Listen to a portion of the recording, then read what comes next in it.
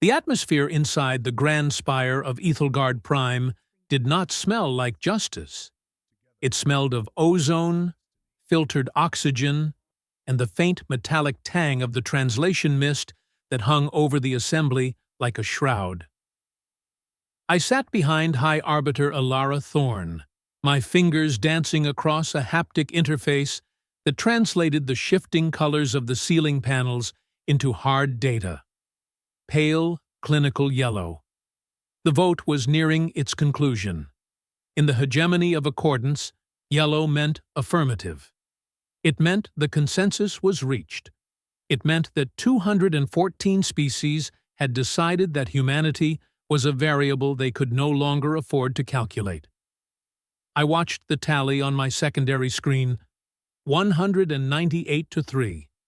The 3 were us, of course, and 2 minor protectorates who were still financially tethered to our shipping lanes. They were not voting for our character. They were voting for their next meal. Ilara did not move. She sat with her spine perfectly straight, her hands folded over a physical leather folder she had insisted on bringing. To the Xylos delegates sitting 4 tiers below us, she must have looked like a relic. The Xylos, with their translucent carapaces and clicking mandibles, valued efficiency above all.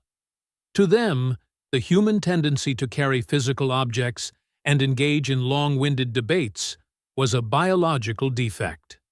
The High Counselor, a massive, rock-skinned entity known as Thalvan, rose from the central dais. His voice, modulated through a dozen frequency shifters, vibrated in the marrow of my bones. Resolution 892, regarding the status of the Terran Collective, has reached the threshold for executive mandate, Thalvan announced. The words were cold, stripped of any emotional weight. The Terran Collective is hereby severed from the hegemony. You have 90 cycles to vacate all administrative sectors. Your access to the central repositories is terminated effective immediately. A soft hum of vibration rippled through the chamber. It was the sound of 200 species exhaling in relief. They thought they had finally solved the human problem. They thought they had pruned a chaotic branch from the tree of galactic stability. I leaned forward and whispered to Ilara, "The feed just cut. They have already locked us out of the local network." Ilara did not look back. She stood up. The movement was so deliberate that the chamber, which had begun to dissolve into the chatter of departing delegates, fell into an uneasy silence. She did not reach for the microphone. She did not need it. Her voice had a quality that had served her for 20 years of diplomacy. A quiet, resonant clarity that commanded the air. "I acknowledge the mandate," Ilara said. "Humanity accepts the severance." I saw Counselor Vaughn's mandibles click in satisfaction. He probably expected a plea, a formal protest, or at least a desperate attempt to invoke the Helios Compact. "However," Ilara continued, her voice hardening slightly, "a severance is a legal dissolution of a partnership.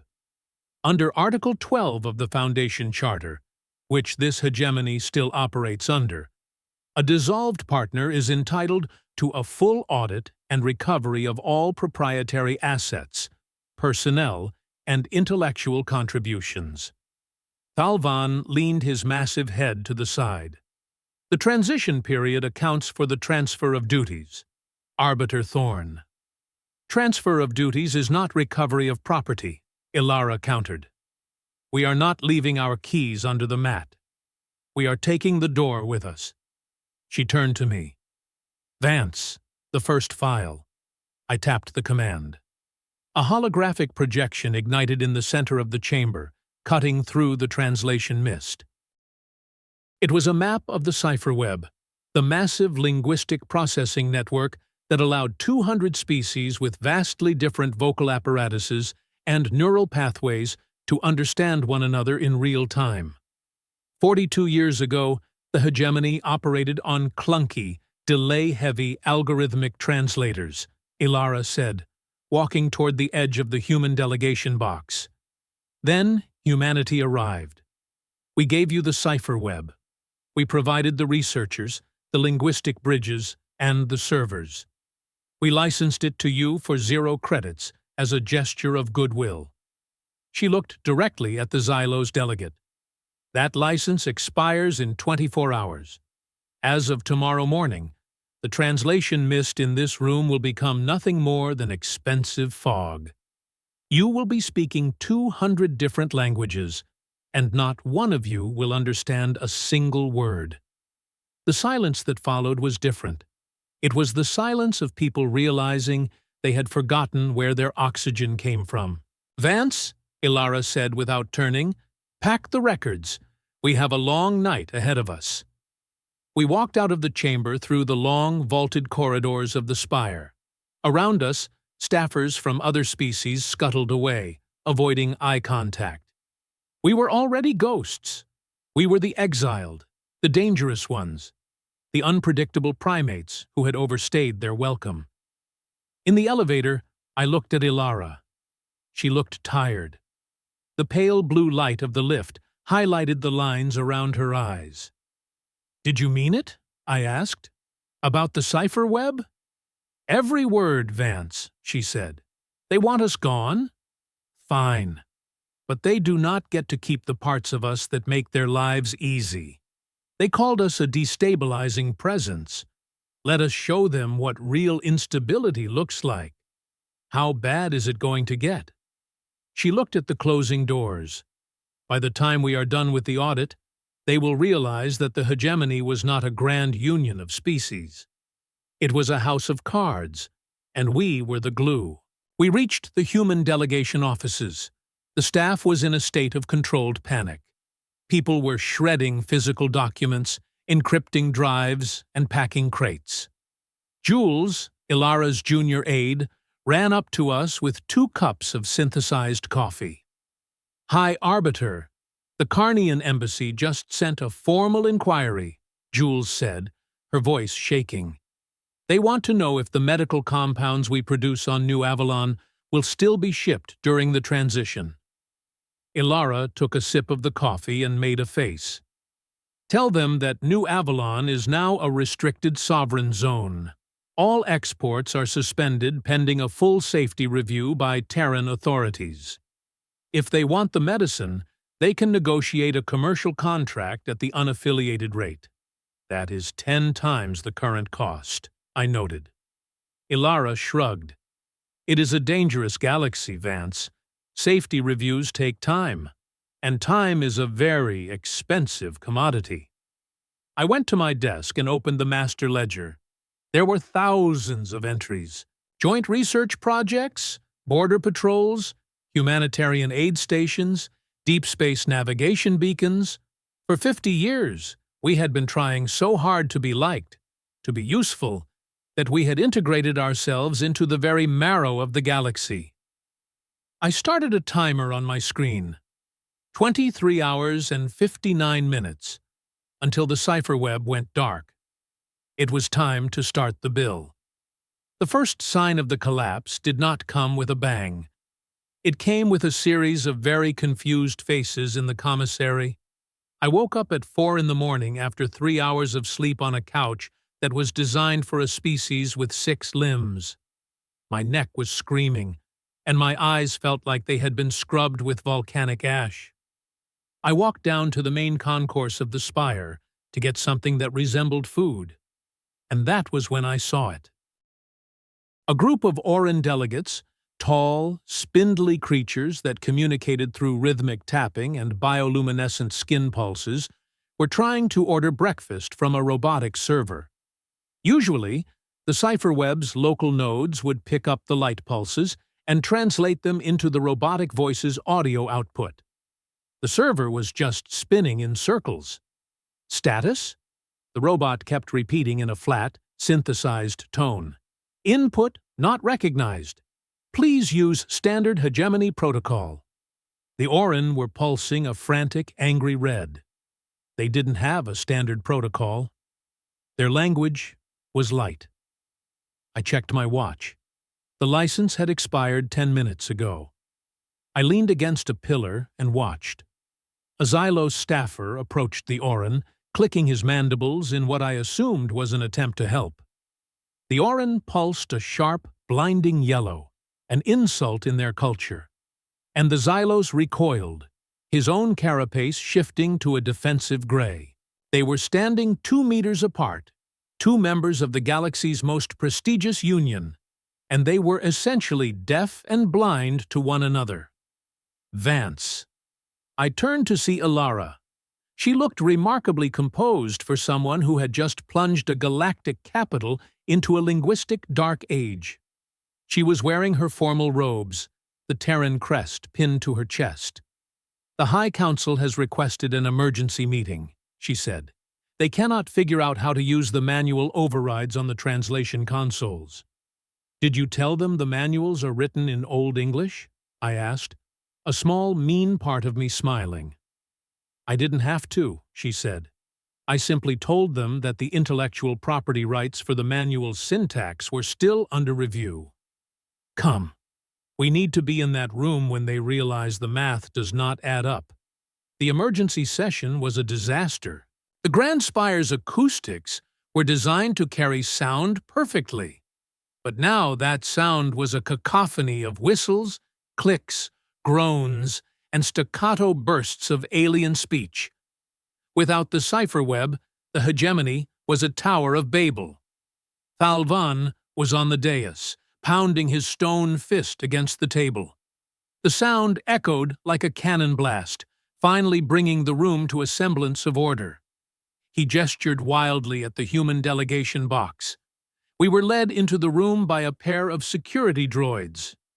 Droids were unaffected by the linguistic collapse. Their programming was internal. But the organic beings in the room looked terrified. Thalvan held up a small, handheld translator, an old, pre-human model. It hissed with static.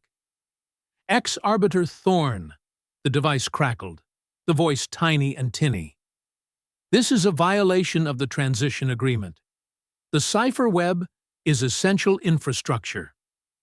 Ilara walked to the podium.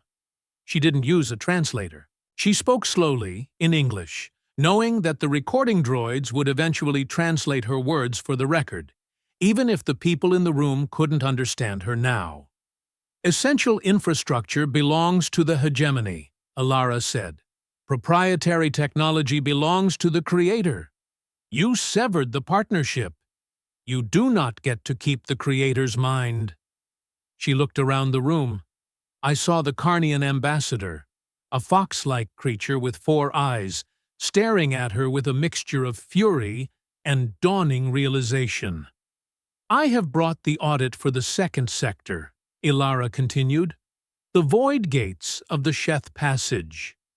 I tapped my screen, and the holographic display showed a series of massive, shimmering rings located at the edge of the galaxy's inhabited zone. These gates were the only things keeping the void leeches, parasitic entities from non-linear space, from drifting into the shipping lanes. "The Sheth Passage is currently guarded by 4,000 human personnel," Ilara said. "We have been there for 15 years. Our biology is the only one in this room that can withstand the radiation emitted by the gates for more than 6 months. Every other species that tried to staff those stations ended up with neural degradation within 90 days. She paused, letting the weight of that fact sink in. "We are withdrawing our personnel. The evacuation ships leave in 10 cycles. A riot nearly broke out. Or at least, the alien equivalent of a riot. There was a lot of screeching and rhythmic stomping. Thalvan's old translator hissed, 'You cannot leave the gates open. The leeches will destroy the inner rim.' 'Then staff them yourselves,' Ilara said. 'We have provided the safety manuals. Of course, they are also licensed under the cipher web framework, so you might have trouble reading them. But I am sure your scientists are very clever. They have told us for years how much more advanced they are than humanity. Now is their chance to prove it." She turned and began to walk out. "Wait!" the translator shrieked. "What do you want?" Alara stopped. She didn't turn around. "I want what is ours," she said. "I want the 3 colonies in the Helios system returned to Terran jurisdiction. I want the debt from the Orion relief effort paid in full, with interest. And I want a formal apology for the severance mandate, written in every language of the hegemony, so that everyone understands exactly what you threw away." "That is impossible!" Thalvan shouted, his voice audible even without the translator. Ilara finally turned. She looked at the High Counselor, and for a moment I saw the fire she had been hiding.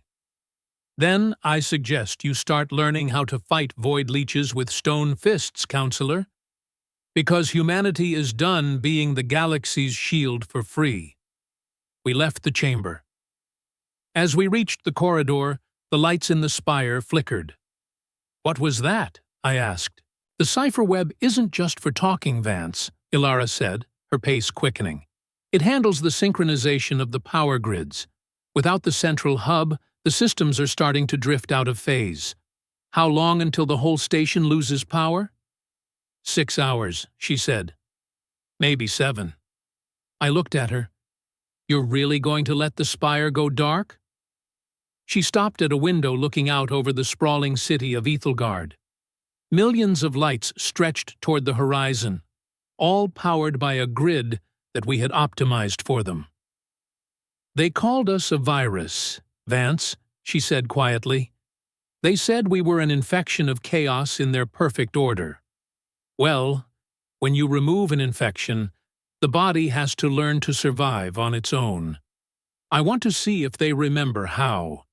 We reached the human docks. Our massive transport ship, the Indomitable, was docked at Pier 1. It was a blocky, ugly thing compared to the sleek, needle-like ships of the other species. But it was ours, and it was full of people who were ready to go home. Jules was waiting for us at the airlock. Arbiter, the Economic Board, just sent an emergency transmission. They are offering to pay the Orion debt. Alara didn't even slow down. "Tell them the price just went up 5%. "Why?" Jules asked, blinking. "Because they made me wait for the answer," Ilara said. "And I am a very busy woman." I followed her into the ship. As the airlock cycled, I looked back at the spire. The great glowing spire, the heart of the galaxy, was beginning to dim. The clinical yellow was fading into a bruised, uncertain purple. I sat at my terminal and started the 3rd ledger, the one about the deep space navigation beacons. This was going to be a very long 90 cycles. The Indomitable hummed with a vibration that felt like a low growl in my teeth. It was an old ship, a converted heavy freighter with bulkheads that had been patched so many times they looked like a topographical map of human stubbornness. It was a far cry from the crystalline elegance of the spire, but as I sat in the darkened tactical suite of the bridge, I realized I preferred the smell of burnt grease and recycled air to the sterile, judgmental ozone of the hegemony. High Arbiter Ilara Thorne stood at the main viewport, her silhouette framed by the dying lights of Ethelgard Prime. Beyond the thick transparasteel, the great station was flickering. It looked like a dying star, its golden luminescence stuttering as the power grids drifted out of synchronization. I watched my screen, a cascade of red data points scrolling past, as the cipher web's ghost protocols began to eat the station's internal logic.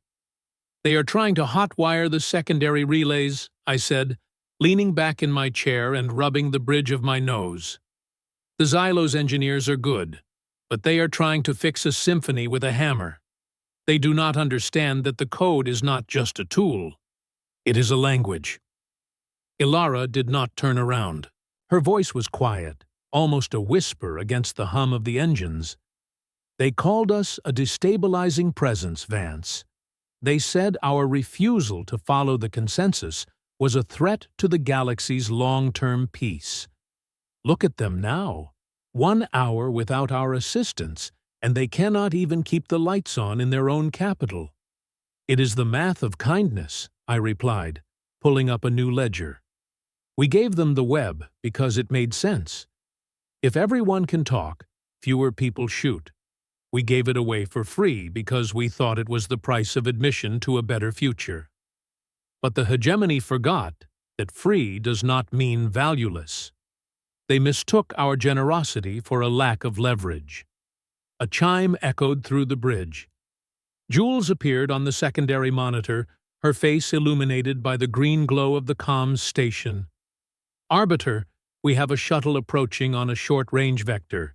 It is a Veth diplomatic vessel. They are using a broad-spectrum emergency frequency. No encryption. They are basically shouting into the void. Can we translate? Alara asked. The cipher web is down for them, but we still have the local core on the Indomitable, I said, tapping a sequence on my haptic pad. It is going to be messy. The Veth dialect uses high-frequency chirps that the old translators used to smooth out into something sounding like gravel rolling down a pipe. Without the smoothing algorithms, it is going to sound like a banshee in a blender. Patch it through, Alara commanded. The speakers on the bridge crackled to life. Static filled the air, followed by a series of sharp, painful shrieks. It took the ship's computer 3 seconds to find the baseline. Arbiter Thorn, stay your withdrawal. The spire is in critical failure. The environmental controls are venting. 3,000 delegates are trapped in the High Assembly. This is a violation of the Charter. Alara stepped toward the comms unit. Her face was a mask of cold professionalism. This is Arbiter Thorn. You are speaking to a representative of a severed entity. As of 3 hours ago, humanity is no longer a signatory to the Charter. Therefore, I have no legal standing to intervene in your internal administrative crises. The voice on the other end became even more frantic, the chirps reaching a pitch that made my ears ring. The brass at the spire were clearly losing their minds. People are going to die. You have the codes. You have the engineers. I leaned into the mic, my voice dripping with the cynicism that had become my armor. You had the engineers too, pal. You just decided they were too unpredictable to keep on the payroll. You wanted us out. We are out. If your life support is venting, I suggest you consult the manual. Chapter 4, Section 2. Oh, wait. That section was written by a human research team. It is currently under a proprietary lockout. Vance, Alara warned softly, but she didn't stop me. The Veth delegate screamed something that the translator couldn't handle, rendered only as a string of nonsense symbols on my screen. Listen to me, Alara said, her voice cutting through the noise like a blade. I will not watch 3,000 people suffocate because of a bureaucratic error. I am sending a technical packet to your shuttle. It contains the emergency override for the Spire's primary oxygen scrubbers. It is a one-time use code. I looked at her, stunned. Alara, that is a tactical asset. If we give them the override, we lose the leverage for the Orion debt. She looked at me, and for the first time, I saw the woman who had spent 20 years trying to save a galaxy that didn't want her. It is not leverage if it is paid for in corpses, Vance. We are not them. We do not use lives as line items in a budget. Send the packet, but make sure they know it is a gift from the Terran Collective. A parting gift. I sighed and began the transfer. My fingers flew across the console, bypasses and security handshakes flickering in the dark. It was 1,000,000 credits worth of encryption, handed over for the price of a few thousand alien breaths. That was the problem with humanity. We were too good at being the bigger person, even when the smaller person was trying to kick us out of the house. "Packet sent," I said, watching the confirmation bar turn green. They have it. The scrubbers should kick back in within 2 minutes. Alara watched the Veth shuttle bank away and head back toward the stuttering lights of the spire. "Do you think they will thank us?" she asked. I laughed, a short, dry sound. "They will find a way to blame us for the scrubbers failing in the first place. They will say our code was faulty or that we sabotaged the system on our way out. Prejudice is a hell of a drug, Ilara. It lets you ignore the hand that is pulling you out of the fire while you complain about the soot on your sleeve." She nodded slowly. "Then we have to make sure the soot is too thick to ignore. What is next on the audit?" I pulled up the most sensitive file we had. The one I had been dreading. The standing watch. "We have 280 personnel scattered across 11 stations in the Sheth Passage," I said. "These are not diplomats. They are deep space scouts, technicians, and soldiers. They have been sitting at the edge of the void for a decade, watching for the things that crawl out of the dark. The hegemony calls it a voluntary posting. We call it the graveyard shift. And the transition? The hegemony expects us to leave the stations intact," I said. "They want the equipment, the sensor arrays, and the data logs. They have already assigned a Xylos task force to take over the command." Alara walked back to the viewport. The spire was stabilizing now, the oxygen scrubbers clearly doing their job. The glow was returning to a steady, arrogant gold. "They want the watch, but they do not want the watchers," she murmured. "They want the safety of the wall without having to look at the people who built it." She turned to me, her eyes sharp. "Tell the stations to begin the blackout protocol. I want every sensor log encrypted. I want every navigation beacon set to a human frequency. If the Xylos want to watch the void, they can do it with their own eyes. We are bringing our people home. All of them." "And the stations?" I asked. Alara smiled, and it was a cold, terrifying thing. "Leave the lights on. Leave the coffee in the pots. But take the souls out of the machines.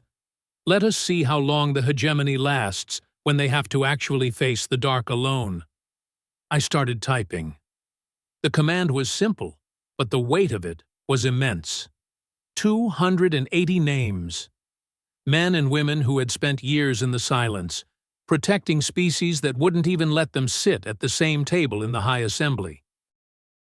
I thought about the kid I had seen in the reports, a scout named Kalen, who had been at Station 7 for 4 years. He had probably forgotten what a real sky looked like. I sent the signal. Blackout initiated. In the distance, beyond the reach of the spire's lights, the first of the navigation beacons went dark. One by one, the stars of the hegemony's trade lanes began to vanish from the maps. It wasn't a war. It was just a withdrawal. But in the vacuum of space, those two things looked exactly the same. "Time to bounce," I whispered to the empty bridge. "Let us see if they can find their way home in the dark." 3 days into the transition, and the galaxy was starting to feel very, very large. In the old days, before the hegemony was a unified body, space was a terrifying expanse of unknowns. A ship could jump into a system and find itself in the middle of a gravity well or a radiation storm because the maps were 300 years out of date. Then humanity arrived with the Helios Array, a network of autonomous beacons that pulsed a constant, synchronized navigation signal across 4,000 light-years. It was the heartbeat of the galaxy, and we had just turned off the pulse. I was in the Indomitable's mess hall, staring at a bowl of gray protein mash that tasted like cardboard and regret. Across from me, Felix, our senior legal officer, was frantically swiping through a mountain of digital contracts. His eyes were bloodshot, and he looked like he hadn't slept since the vote. "They are losing ships, Vance," Felix said. his voice a frantic whisper. Two freighters collided in the K sector because the beacon they were using as a guidepost suddenly started broadcasting the lyrics to an old Earth folk song. I took a bite of the mash and shrugged. I told them the navigation license was tied to the cipher web. No web, no beacons. It is a simple, logical progression. If they want the coordinates, they have to pay the subscription fee. And right now, the subscription fee includes a formal recognition of Terran sovereignty over the Helios colonies. It is a bloodbath on the markets, Felix groaned. The Murath are losing millions of credits an hour because their tankers are stuck in the mid-rim. They are calling it an act of aggression. An act of aggression? I laughed, nearly choking on the protein. We are literally doing nothing. That is the point. We stopped doing the work. If the galaxy falls apart because we took a day off, maybe the galaxy should have been a little nicer to the people doing the heavy lifting. A group of sailors at the next table cheered. They were gritty types, the kind of people who spent their lives in the guts of ships. One of them, a big guy with a mechanical prosthetic arm, raised a mug of synthesized ale toward me. "Preach it, Cade," he shouted. "Let the squids find their own way through the rocks. I am tired of pulling Xylo's cargo ships out of asteroid belts for a thank you and a kick in the teeth." "That is the vibe," I said to Felix. "Everyone is tired. We have been the janitors of the stars for 50 years, and the moment we ask for a seat at the table, they tell us we are too messy. Well, the janitors are on strike. Let us see how they like the trash." Jules walked into the mess hall, her face pale. "Vance, Ilara needs you in the briefing room. Now." The Economic Board just arrived. They didn't send a shuttle this time. They sent a flagship. I stood up, pushing my half-eaten bowl away. Here we go. The math is finally starting to hurt. The briefing room was tense. Ilara was seated at the head of the table, her leather folder open in front of her. Across from her sat Delegate Graktal, a high-ranking member of the Xylo's hegemony. He was a small, twitchy creature with a carapace that shimmered like oil on water. Behind him stood two guards, their weapons holstered but their postures aggressive. "Arbiter Thorn," Graktal began, his translator droid chirping in a voice that was still slightly distorted. "This disruption of the Helios array is unacceptable. It is a direct violation of the Interstellar Safety Accords." Ilara didn't even look up from her notes. The Interstellar Safety Accords were a multi-species agreement signed 30 years ago, Delegate. Under the terms of the Severance Mandate, humanity is no longer a party to that agreement.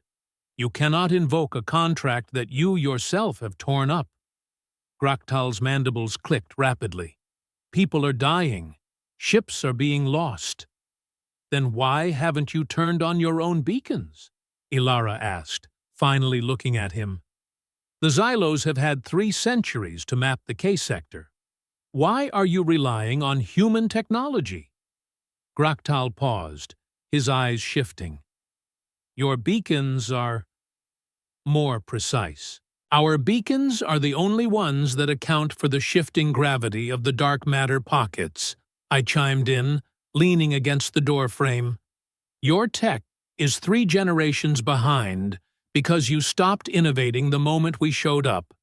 You let us do the research, you let us take the risks, and you let us pay for the maintenance. You saved trillions of credits by outsourcing your safety to us.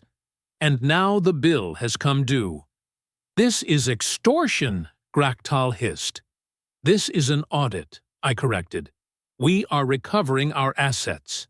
The Helios array is a Terran property. If you want to use it, you sign the new agreement." The delegate slammed a clawed hand onto the table. "We will not be held hostage by a species of aggressive primates. The High Council is already discussing a military seizure of the stations." Ilara leaned forward, her voice dropping to a dangerous low. "You can try, but I should warn you, The stations are currently protected by a security protocol designed by Vance Cade. If anyone other than a registered Terran technician attempts to access the core, the stations will initiate a self-destruct sequence. You will get the equipment, Delegate, in about 1 million pieces, scattered across the vacuum. Graktal went still.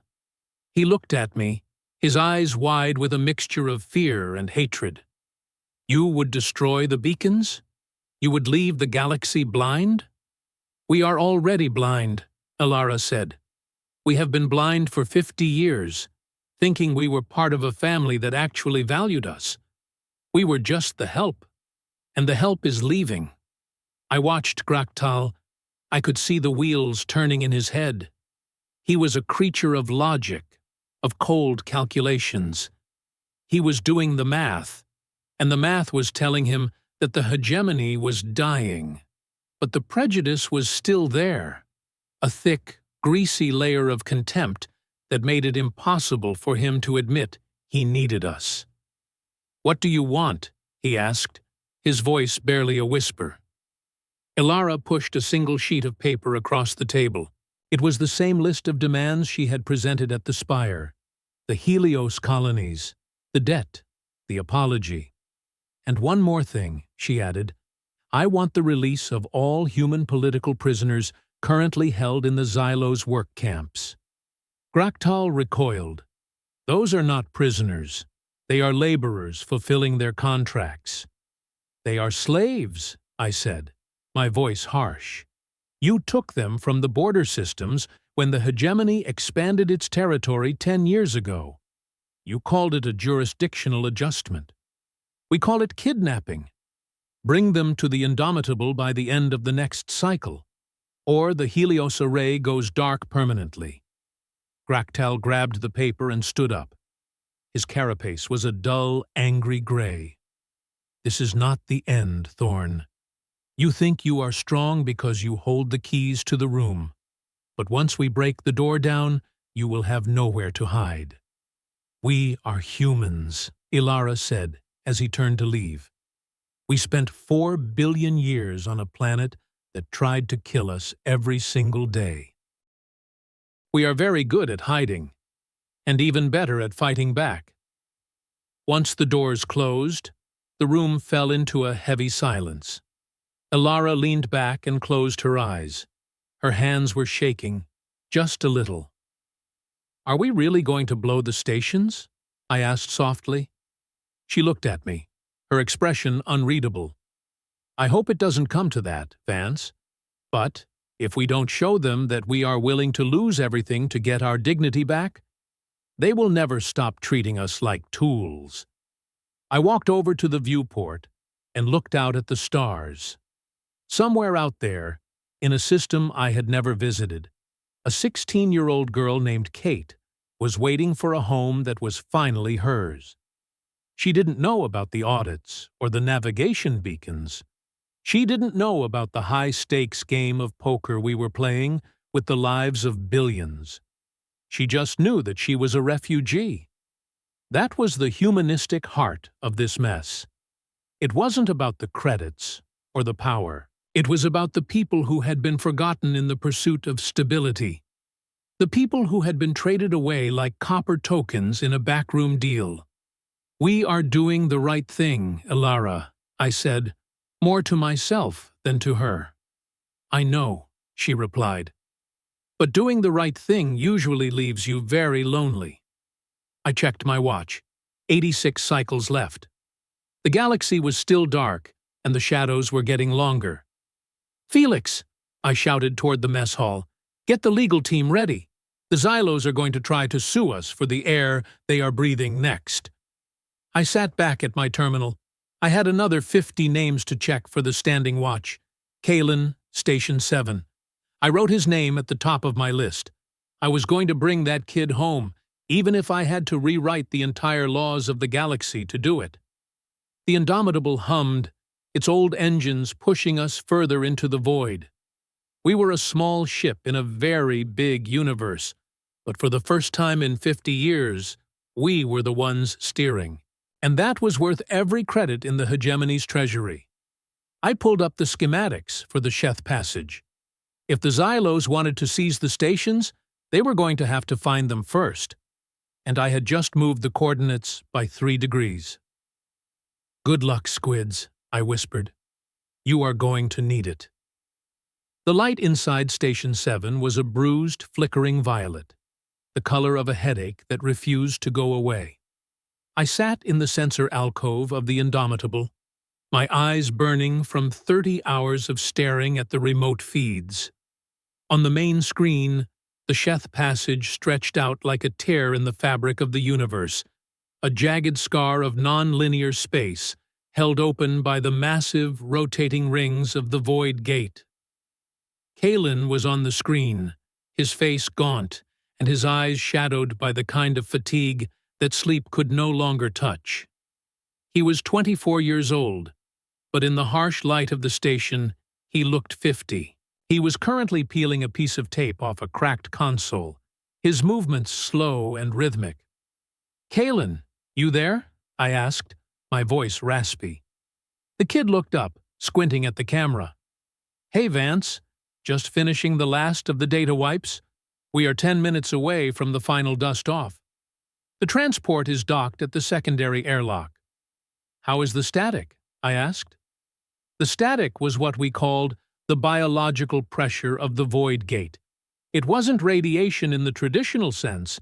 It was a sensory misalignment, a constant humming in the nervous system that felt like your teeth were trying to vibrate out of your skull. Humans could handle it for about 18 months before the hallucinations started. Most other species flatlined in 90 days. "It is loud today," Kalen said, rubbing his temples. "Feels like there is a swarm of bees living in my prefrontal cortex. But the gate is stable. For now." A sensor alert pinged on my console. A Xylos frigate was dropping out of warp 3,000 kilometers from the station. They were early. "Kalen, you have company," I said, my fingers flying across the keys. "The squids are here to take the keys." Kalen looked at the secondary monitor in his booth. "They are supposed to wait for the final handoff at the airlock." "They are not waiting," I said, watching the frigate launch a boarding party. "They want to catch us in the act of sabotaging the gear. They still think we are hiding something." I watched the feed as 3 Xylos shuttles latched onto the station's primary docking ring. A squad of Xylos peacekeepers, encased in shimmering, pressurized carapaces, marched into the main corridor. They moved with the stiff, arrogant precision of a species that believed biology was a hurdle they had already jumped. Kalen stood up, adjusting his flight suit. "I will go meet them." "Be careful, kid," I said. "They are in a bad mood. The navigation blackout is hitting their trade lanes hard." I switched the feed to the main corridor. The Xylos commander, a spindly creature with a crest of neon blue sensors along his head, met Kalen at the intersection.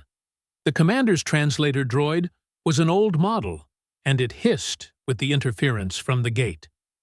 "Human," the droid chirped, "you are in violation of the transition schedule.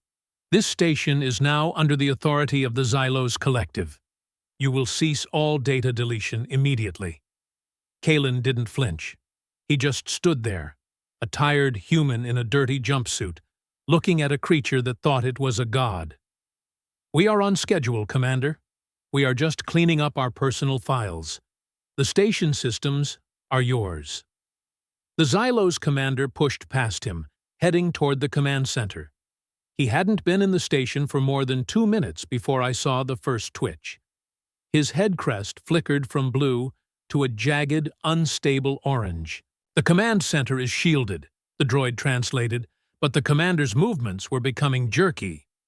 "Why is the ambient frequency so high?" "That is the gate," Kalen said, his voice flat. "It is always like that." The Xylos commander reached the main console and began tapping in commands. Within 30 seconds, his orange crest had turned a violent, bleeding red. He stumbled, one of his forearms reaching out to steady himself against the bulkhead. His droid hissed. Error. Sensory input overload. Adjusting filters. There are no filters for the static, I whispered to my screen. The Xylos squad behind the commander was fumbling. One of them dropped his weapon, his carapace shuddering as if he were having a seizure.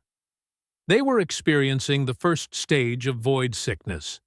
Their nervous systems, so finely tuned and superior, were being shredded by the non-linear pressure that humans simply processed as a bad hum. "This station is defective," the commander shouted, his voice audible even without the droid. "You have sabotaged the environment." Kalen leaned against the doorframe, crossing his arms. "No sabotage, Commander. This is just what it feels like to stand at the edge. We have been doing it for 11 years. Maybe your biology isn't as robust as your press releases say." The Xylos commander collapsed to one knee, his crest dimming to a dull, sickly gray. "Get them out," he shrieked. "Get the humans out and fix the shields." Kalen looked at the camera in the corner of the room. He gave a small, tired nod. "Vance, we are bugging out." I watched as Kalen and the rest of the human crew boarded their transport. They didn't look back. They didn't even say goodbye. They just closed the airlock and detached, leaving the Xylos squad gasping on the floor of the command center. 10 minutes later, the human transport was clear of the gravity well. I looked at the data coming from Station 7. The Xylos were already calling for an emergency medical evacuation. They hadn't lasted 15 minutes. Ilara walked onto the bridge, her face pale in the light of the screens. "Did they take the station?" "They took it," I said, "and now they are trying to figure out how to stop vomiting. They really thought we were just being dramatic about the biological cost, Ilara. They thought it was a human trick to keep the funding high." She sat down in the command chair, her eyes fixed on the retreating human transport. "It is the danger of prejudice, Vance. They believe we are primitive, so they assume any difficulty we report is a sign of our incompetence, not the difficulty of the task. They cannot imagine that we have been doing something they literally cannot do." She looked at me, and I saw a flicker of something new in her eyes. Pain. "Are you okay?" I asked. "I am fine," she said, but her voice was thin. "Just the stress of the transition." I didn't believe her. I had seen the medical reports she thought I hadn't seen. She was suffering from early-stage neural decay, a gift from her years spent negotiating in high radiation zones. She was dying for the same galaxy that was currently kicking her out of the door. I looked back at the screen. The Xylos frigate was frantically retreating from Station 7, leaving the void gate unmanned. For the first time in a decade, the wall was unguarded. "The bill is getting bigger, Ilara," I said. "Let it," she replied. "Maybe when they are staring into the mouth of the void, they will finally learn how to say, thank you." I turned back to my console. I had 3 more stations to evacuate, 3 more groups of ghosts to bring home. The humanistic theme I had been clinging to, the idea that our work mattered, was being tested to its breaking point. We were saving them, and they hated us for it. I typed the next command. Station 8. Begin blackout. It was time to see if the galaxy could breathe without us.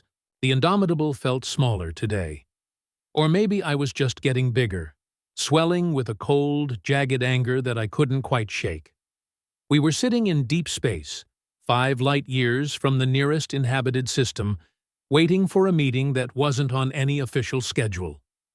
Ilara had been in her quarters for 6 hours, and the rumor among the bridge crew was that she had collapsed. I was trying to hold the legal team together, but Felix was about 5 minutes away from a complete nervous breakdown. "Vance, the Marath are threatening to seize our assets in the mid-rim," Felix said, pacing the length of the tactical suite.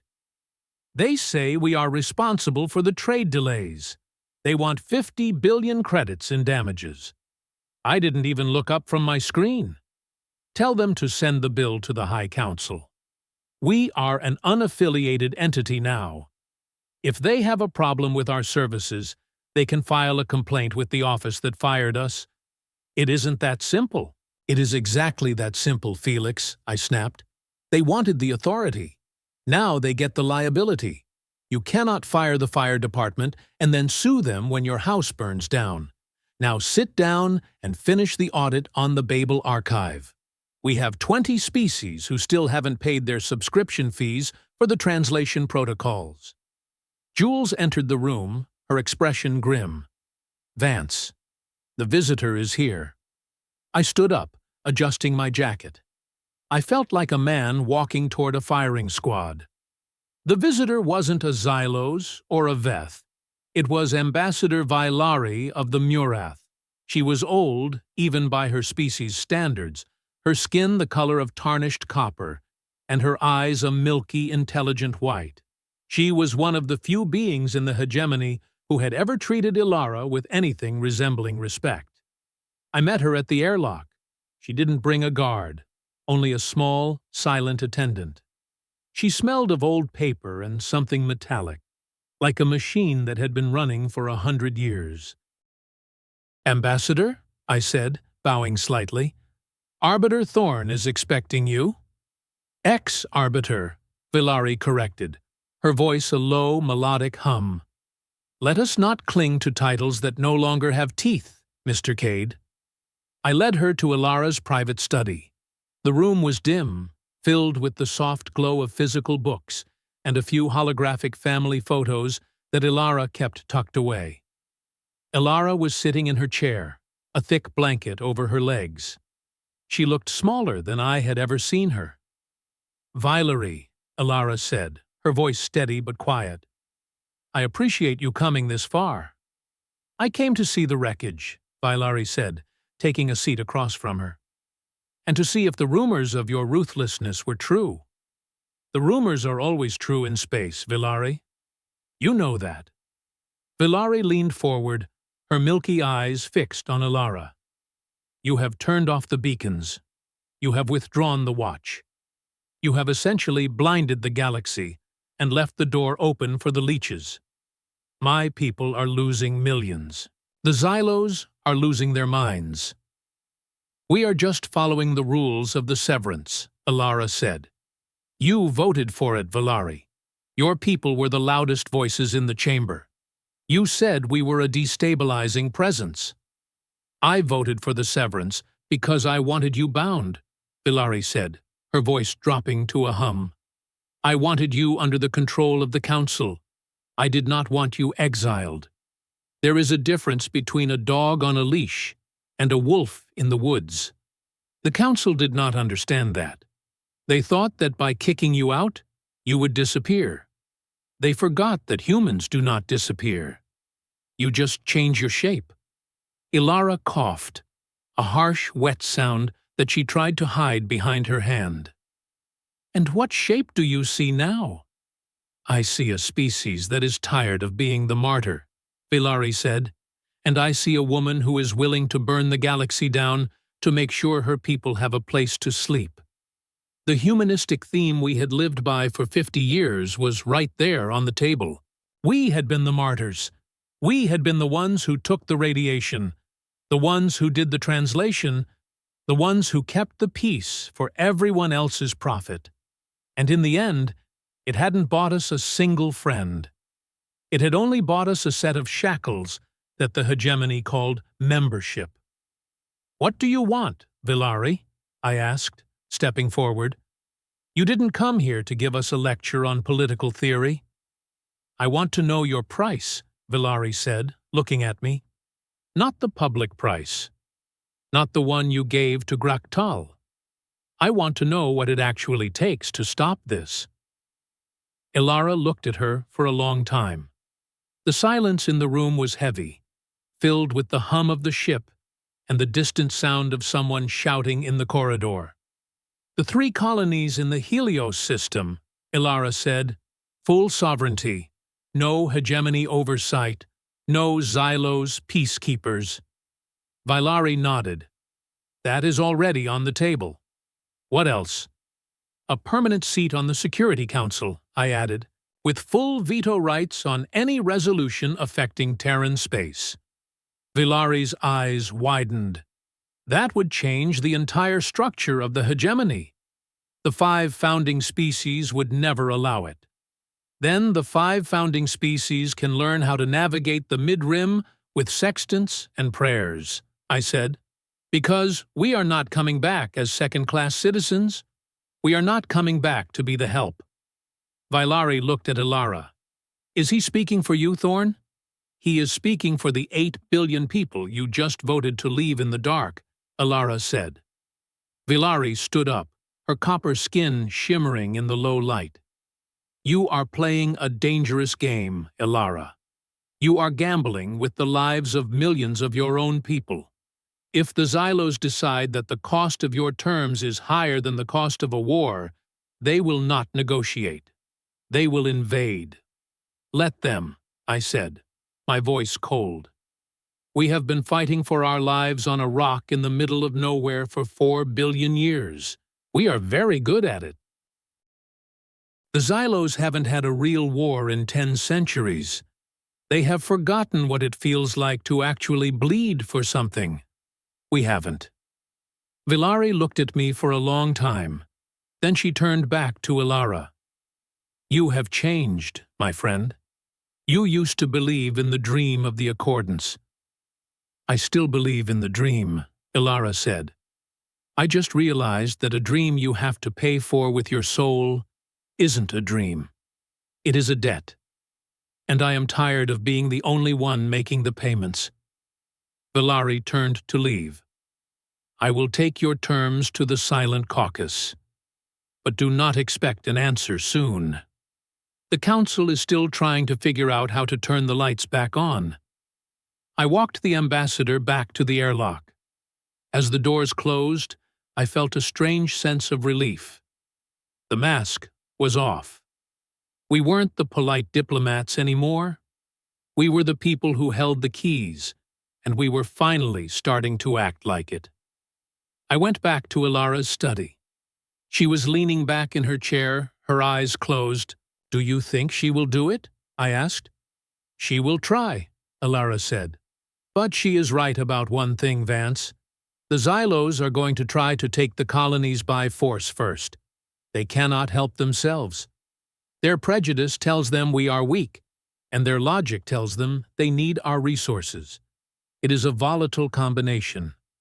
Then we need to be ready, I said. I know, she replied. Go find Jules. Tell her to start the mobilization protocol for the Helios militia. And Vance? Yeah? Find out where Kate is.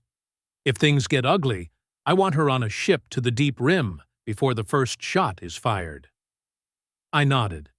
I went back to my station, my mind racing with 1,000 different calculations. The turning point had arrived. We had tested the galaxy, and they had failed. Now, it was time to see if we could survive the consequences of being right.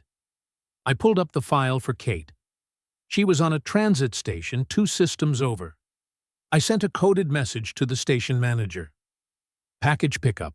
Priority 1. The humanistic theme was being tested, and I was starting to realize that maybe the lesson wasn't about being nice. Maybe the lesson was about being necessary. I sat back and watched the screen. The lights of Ethelgard were still flickering in the distance, a dying heart in a cold universe. 83 cycles left. I started writing the next audit, the one about the deep space pharmaceutical patents. It was time to see if they could survive the void sickness without our medicine. The alarm did not scream. It was a low, subsonic pulse that thrummed through the deck plates of the Indomitable, vibrating in the soles of my boots and making the coffee in my mug ripple like a miniature stormy sea. In the tactical suite, the holographic displays shifted from the cool, calculated blue of our audit ledgers to a violent, bleeding crimson. "Vance, get Alara!" Jules shouted from the comm station. Her voice was thin, bordering on a panicked shriek. Station 7 just went dark. Not a blackout. A total signal loss. I was already moving before she finished the sentence. I shoved past a pair of legal aides who were clutching tablets filled with trade disputes and sprinted toward the High Arbiter's quarters. My mind was racing through the math. Station 7 was the linchpin of the Sheth Passage. It was the gate that held back the tide. If it had gone dark, it meant the Xylos task force had finally managed to break something they didn't know how to fix. I didn't knock. I palmed the override and burst into Alara's room. She was sitting on the edge of her bed, clutching a handheld medical injector to her thigh.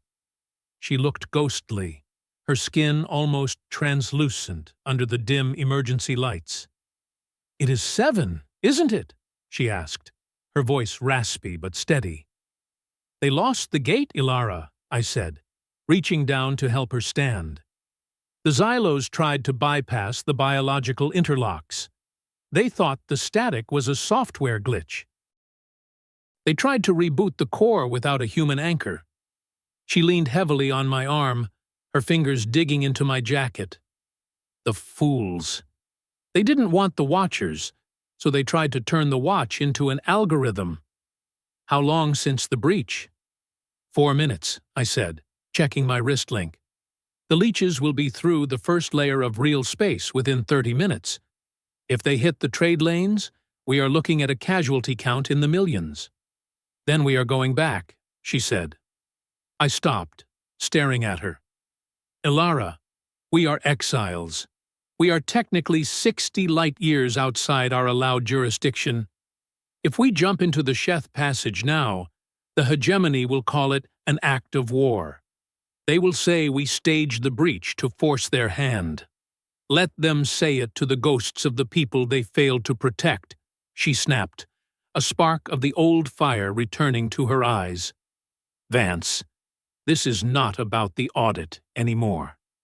This is about the one thing the hegemony never understood.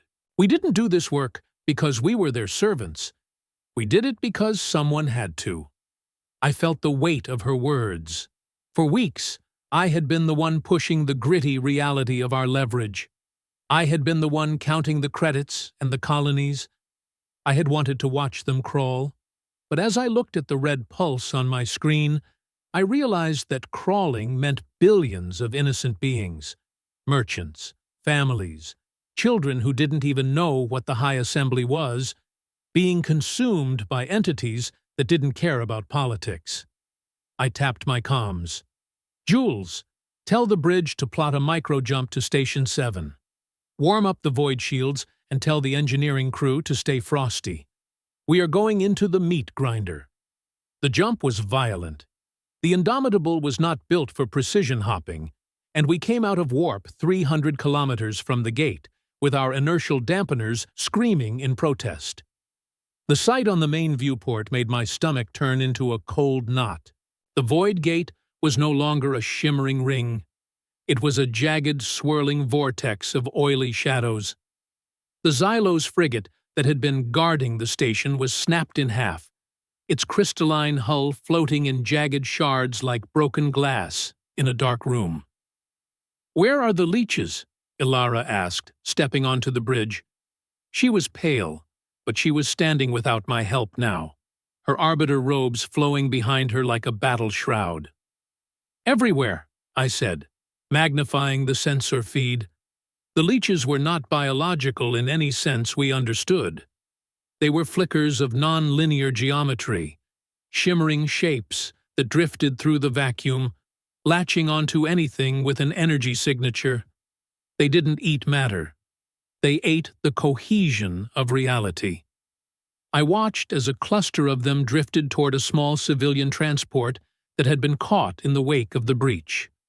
The transport didn't explode. It simply began to fade, its lights winking out as if it were being erased from the universe. "Jules, get me a channel to the High Assembly," Ilara commanded. It took 3 minutes to bypass the static. When the screen finally flickered to life, the face of Talvan appeared. He was in his private bunker on Ethelgard, and for the first time, the stone-faced counselor looked terrified. "Arbiter Thorn," he gasped. "What is happening? The sensors in the spire are failing." "The Sheth passage has collapsed, Counselor," Ilara said, her voice like ice. "Your task force triggered a total containment failure. The leeches are entering the mid-rim." "We have sent 3 battle groups," Thalvan shouted. "They will be erased before they can fire a shot," I chimed in. "Your weapons are designed for matter. You are fighting a mathematical error. You need to close the gate, and you need to do it from the inside." "We cannot get close," the counselor shrieked. "The pilots they are losing their minds. They say the stars are screaming." "That is the static," I said, leaning into the camera. "That is the thing we told you about. The thing you said was a human exaggeration. Your pilots are flatlining because their brains aren't built to process the void. Ours are." Thalvan went silent. I could see the gears turning in his head. The pride, the prejudice, the desperate need to maintain the illusion of control. But even he couldn't ignore the data. "What do you want?" he whispered. "I want you to shut up and watch," Ilara said. "And when this is over, I want the Helios colonies signed over to us within the hour. No more negotiations, no more audits, just the truth." She turned to me. "Vance, take the shuttle. You are the only one left who knows the manual overrides for the internal core." I felt a cold shiver run down my spine. "Me? I'm a data analyst, Ilara. I fight with spreadsheets, not void parasites." "You are a human, Vance," she said, placing a hand on my shoulder. "And right now, that is the only qualification that matters.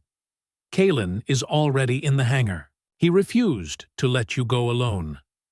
I looked at her, then at the swirling nightmare on the screen. I thought about the names on my list. 280 people who had stood at this gate so the rest of the galaxy could sleep. I wasn't going to let their legacy be erased by a group of bureaucrats who were too proud to admit they were wrong. "Time to bug out," I muttered, heading for the elevator. Kalen was waiting by the Type 4 utility shuttle. He looked better after a few days of real food, but the haunted look in his eyes hadn't left. He was checking the seal on a heavy radiation suit. "Ready to play hero, Vance?" he asked, a grim smile tugging at his lips. "I'd rather be playing cards, kid," I said, climbing into the pilot's seat.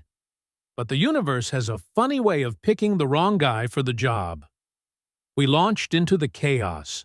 The flight to Station 7 was like flying through a fever dream. The shuttle's instruments were spinning in circles, the needles jumping between 0 and infinity. The static was a physical weight now, a thrumming pressure that made my eyes leak tears and my teeth feel like they were made of vibrating glass. "Stay focused on the rhythm," Kalen said, his voice crackling over the comms. "Don't look at the shapes outside the glass. They aren't real. Just math. Just bad math." I gripped the controls, my knuckles white. I could see the station ahead, a dark, jagged tomb drifting in the center of the vortex. The leeches were thick here, shimmering like oil on water. 1,000 meters, I whispered. 900. 8. A leech drifted past the cockpit window. For a split second, I saw a shape that wasn't a shape, a recursive loop of geometry that made my brain feel like it was being folded in half. I screamed, my hands slipping from the yoke. "Vance!" Kalen shouted. "Look at me!" I turned my head. Kalen was staring at me, his face set in a mask of pure, human stubbornness. He wasn't a god. He wasn't a superior biological entity. He was just a guy from a colony who refused to give up. "It is just a glitch, Vance," he yelled. "We are the glitch fixers. Now fly the damn ship. I took a breath, the air tasting like ozone and copper. I grabbed the controls and jammed the thrusters forward. We slammed into the station's secondary docking bay, the sound of metal screeching against metal, the most beautiful thing I had ever heard. It was real. It was solid. We scrambled out of the shuttle and into the station's dark corridors. The air was thin, and the gravity was fluctuating wildly. We had 15 minutes before the gate became permanent. The humanistic theme I had been struggling with was no longer a philosophical debate. It was the frantic beating of my heart. It was the way Kalen grabbed my arm when the deck plates tilted. It was the realization that we were here for the people who hated us. Because if we weren't, there would be no one left to hate. We reached the core. The Xylos commander was still there, slumped against the primary terminal. He wasn't dead, but his eyes were wide and vacant, his head crest a dull, lifeless gray. He was staring at the vortex, his mind shattered by the scale of the void. I pushed him aside and began typing. My fingers felt like lead, but the muscle memory of the audit protocols took over. I bypassed the Xylos encryption, cutting through their superior logic with the blunt force of human emergency coding. "Kalen, I need the physical interlock," I shouted. Kalen ran to the center of the room, grabbing a heavy iron lever that was designed to be operated by a biological hand. The Xylos had tried to automate this. They thought a machine could understand the pressure of the void. But the machine had failed.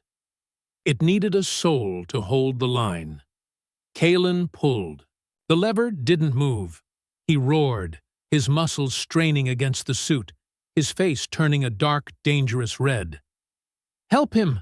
I yelled to the empty room, then realized I was the only one there. I jumped up from the console and grabbed the lever with him. Together, we pulled. Two humans, standing in the heart of a nightmare, fighting a battle that no one would ever truly understand. The lever moved. 1 inch. 2. A surge of blue light erupted from the core, a wave of pure terrestrial energy that washed over us, neutralizing the static for a split second. I saw the vortex outside the window begin to shrink, the oily shadows recoiling from the surge of order we had forced into the system. "Seal it!" I screamed. Kalen slammed the lever home. The silence that followed was deafening. The alarms stopped. The subsonic thrumming vanished. The lights in the station flickered back to a steady, clinical white. I fell to the floor, my chest heaving, my heart trying to kick its way out of my ribs. Kalen collapsed beside me, his laughter sounding like a series of wet, desperate gasps. "We did it," he whispered. "Those crazy squids. We actually did it." I looked up at the main monitor. The void gate was closed. The leeches were gone, snapped back into the non-linear space they belonged in. On the secondary screen, I saw the Indomitable approaching, its blocky hull a beacon of safety in the dark. And then I saw the message flashing on the emergency channel. It was from the transit station where Kate was being held. "Breach contained. All personnel safe. Returning home." I closed my eyes, and for the first time in 90 cycles, I didn't think about the math. I didn't think about the audit. I just thought about the girl who was going to have a home. Transformation is a painful thing. It feels like your skin is being pulled off, like your old self is being burned away to make room for something harder, sharper. But as I sat on the cold floor of Station 7, I realized that humanity didn't need the hegemony's approval. We didn't need their seat at the table to be important. We were the ones who kept the table from floating away into the dark. And that was more than enough. The aftermath of a miracle is usually a lot of paperwork. We were back on the Indomitable, and the ship was buzzing with a frantic electric energy. The medical bay was full of Xylos peacekeepers we had pulled from the wreckage of their frigate, and our doctors, human doctors who hadn't slept in 48 hours, were treating them with the same care they gave our own. I stood on the bridge, watching the sensor feed of the Sheth passage. It was stable. The hegemony battle groups had arrived, but they were staying at a respectful distance, their sensors fixed on us with a mixture of awe and suspicion. Elara was in her command chair, a tablet in her hand. She looked better. The intervention seemed to have given her a second wind. Or maybe she was just running on pure, unadulterated spite. "Thalvan is on the secure line," Jules said, her voice sounding much more confident now. "He is ready to finalize the Helios transfer." "Put him through," Elara said. The stone-faced counselor appeared on the screen. He wasn't in his bunker anymore. He was back in the spire, surrounded by a dozen nervous-looking aides. He looked like he had aged 20 years in the last 3 hours. "Arbiter Thorn," he began, his voice lacking its usual resonance. "The High Council has reviewed the events at Station 7. We acknowledge the vital role played by the Terran Collective in preventing a systemic collapse." "Vital role?" I whispered to Elara. "That's like saying the sun plays a vital role in the daytime." Elara ignored me. "We are past the stage of acknowledgements, Counselor. The Helios colonies, the debt, the Security Council seat. Are the terms accepted?" Thalvan hesitated. "The Security Council seat is a significant—" "The Security Council seat is the only reason I am not turning this ship around and heading back to Earth," Elara interrupted. "You have seen what happens when you make decisions about us without us. You tried to build a house without a foundation, and you nearly buried us all in the rubble." She leaned forward, her eyes locked on his. "We are not asking to be your friends, Thalvan. We are asking to be your equals. If you cannot accept that, then the severance continues. And the next time a gate fails, you can try calling your philosophers to fix it." Thalvan bowed his head. A gesture of submission I never thought I would see from a founding species. "The terms are accepted. The Helios colonies will be under full Terran jurisdiction by the end of the next cycle. Your seat on the Council is being prepared." The screen went black. The bridge crew erupted into cheers. People were hugging, crying, and throwing hats into the air. It was a victory. The kind of victory we had been dreaming of for 50 years. We were going home, and we were taking our pride with us. I walked over to Elara. "You did it," I said. "You actually pulled it off." She looked at me, and I saw a shadow of sadness in her eyes that the cheers couldn't drown out. "We did it, Vance, but look at the cost." She pointed to the medical bay monitors. 3 humans, KIA, on the Xylos frigate. Kalen has permanent neural scarring from the static. And me, well, my audit is almost over. "Elara, don't say that." "It is okay," she said, her voice soft. "I've spent my whole life trying to get us into that room. And now we have a seat. I just hope the people we send next are better at the game than I was." She stood up, her robes rustling. "I need to see the Xylos commander. The one from 7. "Why?" I asked. "The guy is a jerk. He's the one who nearly got us killed." "Because he is a survivor," Elara said. "And he needs to understand that we didn't save him because we had to. We saved him because it was the right thing to do. If he can learn that, then maybe there is hope for the rest of them." I followed her down to the medical bay. The air was thick with the smell of antiseptic and alien pheromones. We found the Xylos commander in a pressurized tank, his head crest beginning to glow with a faint, healthy blue. He looked at us through the glass, his mandibles clicking slowly. Elara approached the tank. She didn't use a translator. She just placed her hand against the glass. "You were wrong about us," she said quietly. "But that doesn't matter now. What matters is what you do with the time we gave you back." The commander watched her for a long time. Then, slowly, he raised one of his clawed hands and placed it against the glass, right where hers was. It was a small gesture, a tiny, fragile bridge across a chasm of prejudice and fear. But it was a start. As we walked back to the tactical suite, I checked my terminal. A message from the transport ship Hope's Reach. "Kate and her family have landed on New Avalon. They are safe. They are home." I felt a lump in my throat. This was the heart of it.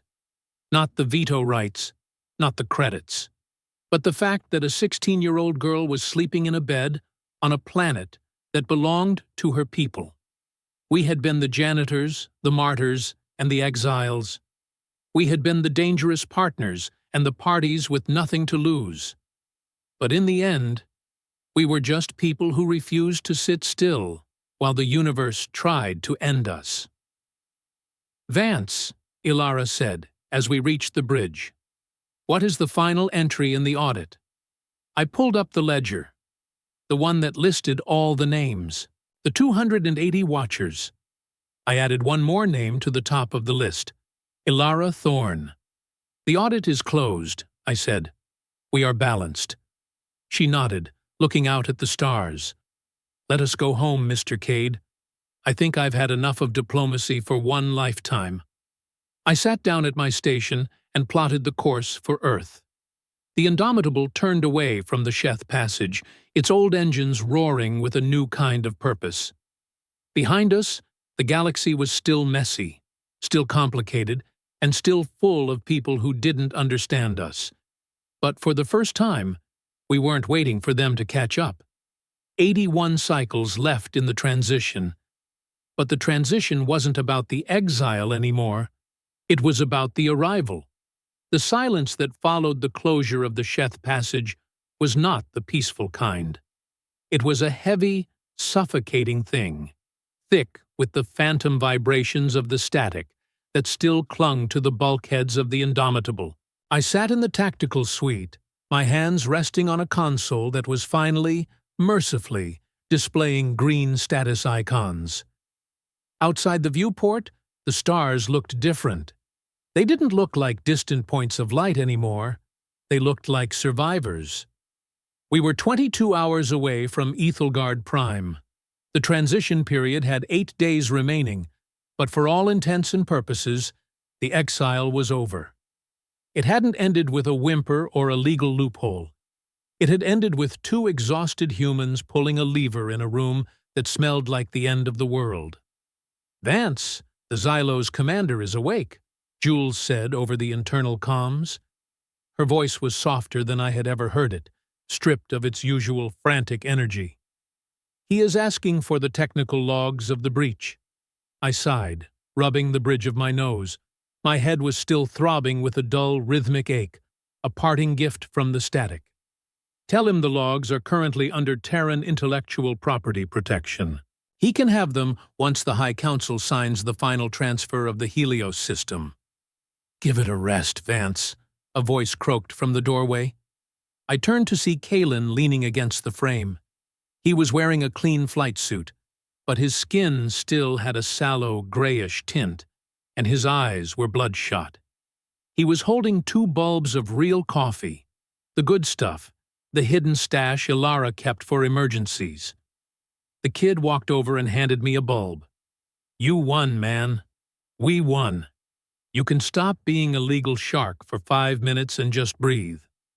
I took the coffee, the warmth of the bulb seeping into my fingers. It is a hard habit to break, Kalen. For 90 days, I have been looking for the hidden knife in every sentence. I don't know how to look at the galaxy without a spreadsheet in my hand. Kalen sat on the edge of the secondary terminal, staring at the holographic map of the Sheth Passage. "You know, when the Xylos first showed up at Station 7, I hated them. Not the kind of hate where you want to shoot someone, just the kind of exhaustion where you realize you are working for people who wouldn't even offer you a seat on their bus. I thought, let the gate fail. Let the leeches through. Maybe that would finally teach them a lesson. I looked at him. And now? Now I've seen their commander cry, Kalen said, his voice dropping to a whisper. Not out of pain. Out of the sheer, terrifying realization that his entire worldview was built on a lie. He didn't think we were capable of that kind of sacrifice because he couldn't imagine himself doing it. It's hard to stay angry at someone who is that small inside. I took a sip of the coffee. It was bitter and strong. That is the thing about prejudice, Kalen. It doesn't just hurt the people you are judging. It narrows your own horizon until you are living in a box. The Xylos wanted us gone because we made the box feel too crowded. They wanted their version of order back. Well, they got it, Kalen said, pointing to the screen where the hegemony battle groups were now meticulously patrolling the closed gate. And it nearly killed them. The door to the tactical suite slid open, and Felix walked in. He looked like he had aged 10 years, but for the first time in weeks, he wasn't carrying a tablet. He was carrying a physical bottle of amber liquid and 4 glass cups. The High Council just sent the preliminary signature for the Helios transfer, Felix said, his voice thick with emotion. Full sovereignty. Every colony, every research station, every acre of ground. It is all ours. I felt a sudden sharp pang in my chest, not of joy, but of a strange, hollow relief. The goal was reached. The math was done. But as I looked at Felix and Kalen, I realized that the audit had cost us more than we had ever planned to bill for. It had cost us the innocence of our place in the stars. We weren't the hopeful new kids anymore. We were the weary guardians who knew exactly how much our neighbors' lives were worth on the open market. To the sovereign territories of Terra, Felix said, pouring the amber liquid into the glasses. We drank in silence. The liquid was harsh, burning its way down my throat, but it felt solid. It felt real. I spent the next 6 hours processing the final casualty reports from the breach. 3 names from the Xylos frigate, 7 from the civilian transport, and the 3 humans who hadn't made it off the station during the initial collapse. I wrote their names in the ledger, not under assets or liabilities, but under a new heading I had created, The Price of Being Right. Secondary characters across the ship were reflecting the same somber mood. In the mess hall, I saw a group of engineers sitting with a few Xylos technicians we had rescued. They weren't talking about trade routes or veto rights. They were talking about the resonance of the cooling pipes, comparing notes on how to keep a station from vibrating apart when the static got too high. The sprinkle method of our dialogue had shifted from sharp barbs to a quiet, weary cooperation. You think they'll stick to the deal? One of the human gearheads asked a Xylos tech. The Xylos tech clicked his mandibles softly, a sound that the translator rendered as deep uncertainty. The Council has seen the void. Even the most arrogant among them cannot unsee it. We are not the same people we were 10 cycles ago. That was the heart of it. The transformation wasn't just ours. It was a shared trauma that had stripped away the polite fictions of the hegemony. We were all standing on a thin crust of reality over a boiling sea of chaos, and we had finally realized that the only thing keeping us from falling through was each other. I went to find Alara. She was in the observation lounge, watching the swirl of the galaxy through the massive transparasteel dome. She looked fragile, her robes hanging loosely on her frame, but her eyes were clear. "We are entering the Ethelgard system," she said, without looking back. I stood beside her. The spire was visible now, a needle of gold against the black. It looked beautiful, but after the nightmare at Station 7, it also looked incredibly delicate. "Are you ready for the final session?" I asked. "I am ready for the end of the session, Vance," she replied. "I want to sit on a porch on New Avalon and watch a sunset that isn't filtered through a radiation shield. I want to hear the sound of real wind in real trees." We reached the station 2 hours later. The landing was different this time. There were no protesters, no hecklers, no security droids pushing us toward the exile gate. There was only a long, silent corridor lined with delegates from a dozen different species. They didn't bow, and they didn't cheer. They just watched us pass. It was the look you give a person who has just walked back from their own funeral. The high assembly was packed. Every tier was filled, and the translation mist was running at full capacity, though the hum of the cipher web felt different now, more precise, more intentional. We had given them the codes back, but we had kept the keys. Thalvan stood at the central dais. He looked older, his stone skin cracked in places, his voice lacking the booming resonance it had possessed 90 cycles ago. "High Arbiter Thorn," he began, the words echoing through the chamber. "We are here to conclude the severance mandate." Ilara walked to the podium. She didn't have her leather folder this time. She just stood there, her hands resting on the cold metal. "The mandate is concluded," she said. "Not by the clock, but by the truth. We have shown you the audit of our presence. Now, we are here to sign the audit of our partnership." The signing took 30 minutes. Each colony, each station, each veto right was formalized in a series of digital handshakes that rippled across the galaxy's networks. When the final document was sealed, a silence fell over the chamber that was deeper than any I had heard in 9 years. It was over. We were no longer members of the hegemony of accordance. We were the sovereign partners of the Terran Collective. We had the seat, we had the power, and we had the respect that we had been trying to earn with kindness for half a century.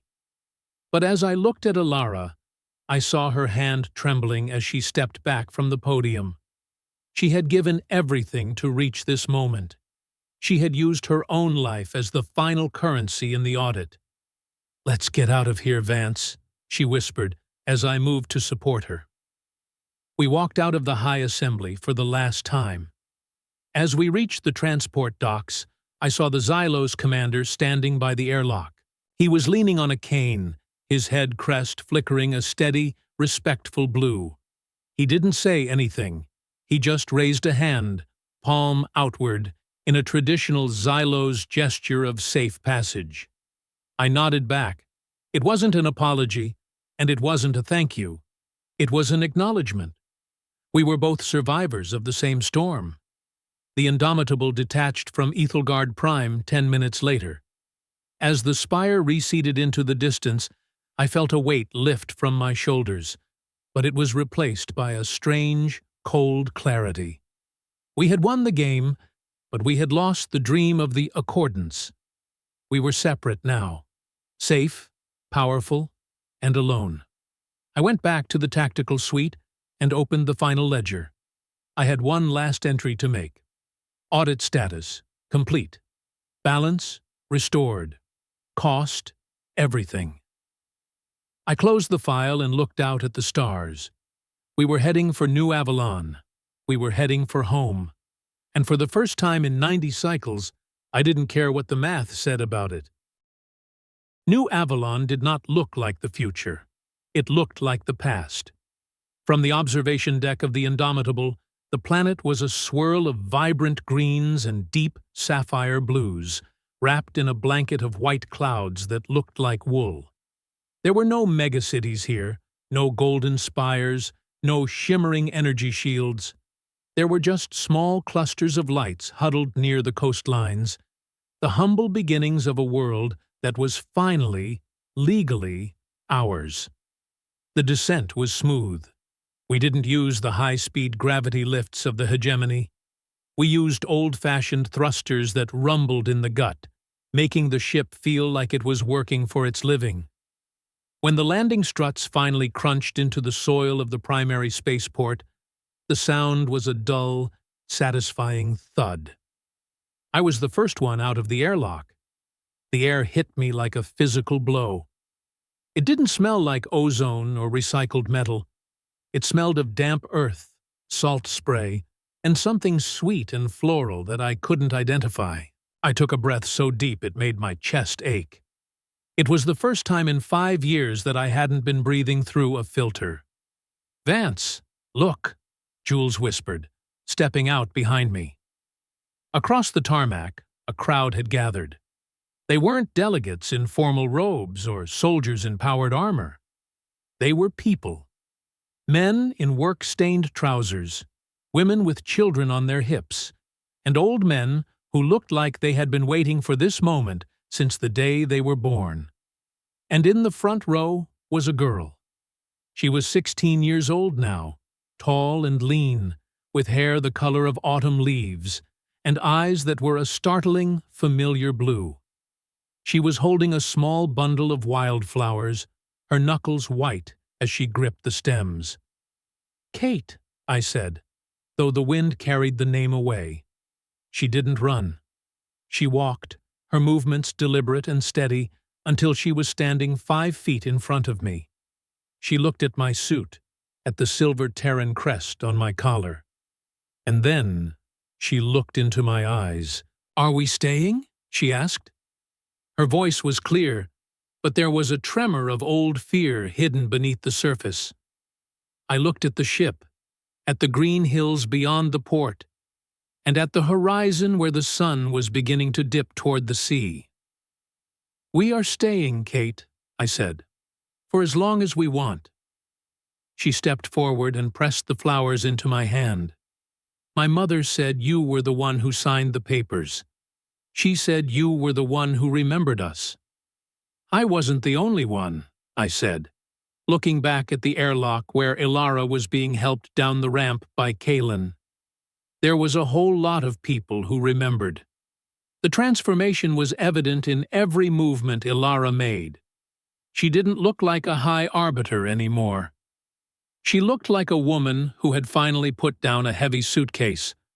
When her feet touched the soil, she didn't look at the crowds or the cameras. She looked down at the dirt.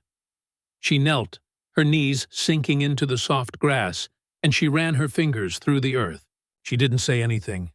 She didn't have to. The action said everything that 20 years of diplomacy couldn't. This was the only thing that mattered. Not the veto rights on the Security Council, not the trade percentages, not the sovereign partner status. Just the right to stand on a piece of ground and know that no one could tell you to leave. I spent the next 3 days moving into a small cabin on the edge of the settlement.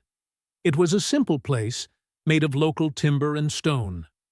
My audit tablets were packed away in a crate in the cellar, under a pile of old blankets. I didn't want to see another spreadsheet for 100 years. I spent my mornings helping Kalen repair the perimeter fences. The static had left him with a permanent tremor in his left hand, but he didn't complain. He just used a heavier hammer. We talked about the Xylos sometimes, but it felt like talking about a movie we had seen a long time ago. They were out there, in their golden spires, doing their math, and we were here, in the dirt, doing ours. On the 4th evening, I sat on my porch with a glass of local cider. The sun was setting, painting the sky in shades of orange and violet that no holographic display could ever replicate. I could hear the sound of the ocean in the distance, a constant rhythmic heartbeat that made the silence of space feel like a bad dream. I found myself thinking about the 90 cycles. I thought about the cold weight in my chest when the vote was read, and the jagged anger I had carried through the corridors of the spire. I thought about the way I had looked at the other species, as obstacles, as enemies, as squids and roaches. And then I looked at the flowers Kate had given me, now sitting in a jar of water on my table. I realized then that the audit hadn't just been about proving our value to the galaxy. It had been about proving our value to ourselves. We had spent so long trying to be the perfect partners, the polite guests, that we had forgotten that we were the ones who built the house. We had forgotten that our persistence, our unpredictability, and our willingness to stand in the dark wasn't a defect. It was our greatest asset. I looked back on the journey I had taken from that delegation box on Ethelgard. I saw a man who had started with a pen and a notepad, believing that words and contracts were the only way to survive. I saw a man who had used data as a weapon and numbers as a shield. But as I sat in the growing twilight of New Avalon, I saw something else. I saw a man who had learned that the most important thing you can ever negotiate for isn't a seat at the table, but the freedom to walk away from it. I spent 40 years of my life believing that if we just worked a little harder, if we were just a little more useful, the galaxy would finally love us. I thought diplomacy was a grand equation where kindness plus service equals acceptance. I was wrong. The hegemony didn't want a partner. They wanted a safety net that they didn't have to acknowledge. We gave them the stars, and they gave us a bill for the air. But standing here, with the dust of a real world on my boots, I finally understand the math of being human. We aren't valuable because we are useful. We are valuable because we are stubborn. We are the ones who notice the empty spaces and decide to fill them. We are the ones who hear the silence of the void and decide to sing. The audit is closed, and the balance sheet is finally clear. We don't owe the galaxy anything, and they don't owe us. We have found the only thing worth fighting for, the quiet, simple right to exist on our own terms. I used to think the light of the spire was the brightest thing in the universe. I was wrong about that too. The brightest thing is a candle in a window of a house that belongs to you. I took a sip of my cider, the cool liquid a sharp contrast to the warm evening air. I could see the lights of the other cabins flickering on one by one. Somewhere nearby, Kaelin was playing an old harmonica, the notes drifting through the trees like memories. I found myself wondering about the people I had left behind in the spire. The Xylo's commander with his shaking hands, Thalvan in his empty chamber, the Oran delegates who were still trying to find their light pulses in the dark. I wondered if they were looking at the stars tonight and seeing the empty spaces where we used to be.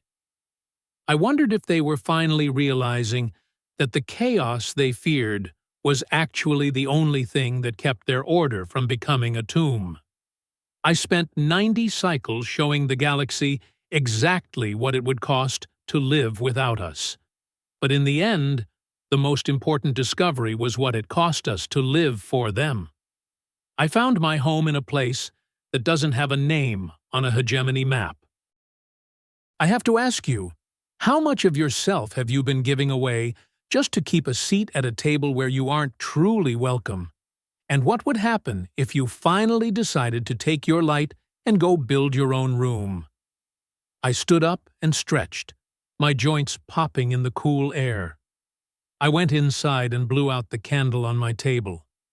I didn't need the light anymore. I knew exactly where I was. I walked to the window and looked out at the dark, fertile soil of my garden. Tomorrow, I would start planting the seeds I had brought from Earth. They were small, insignificant things, but they were hardy. They were stubborn. And I knew, with a certainty that no data analyst could ever provide, that they were going to grow. I closed the shutters and went to sleep. The sound of the wind in the trees, the only translation I would ever need again. The final count of the transition period hit 0 at midnight.